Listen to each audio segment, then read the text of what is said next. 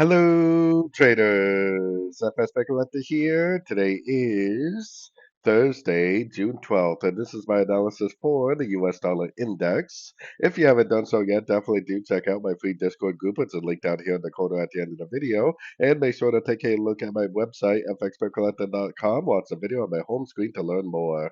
So, anyways, we're on the 4 hour time frame on the US dollar index. Yesterday, I was talking about how this could possibly be an ABC correction, which it still could be.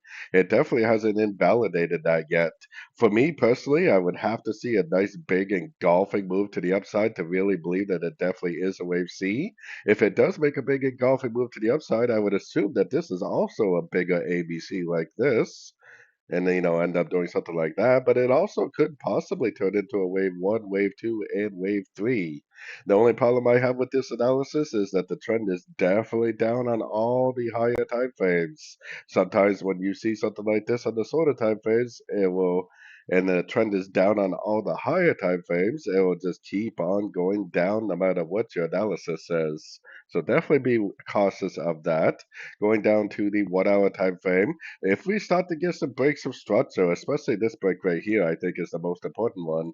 If price starts to really break and hold above these structures, then I definitely would assume at that point that the wave C is over, and I would definitely start to look for longs, not on the dollar, but look for longs via the dollar pairs themselves. So, anyways, don't forget to like and subscribe, and as always, thank you for watching and happy trading.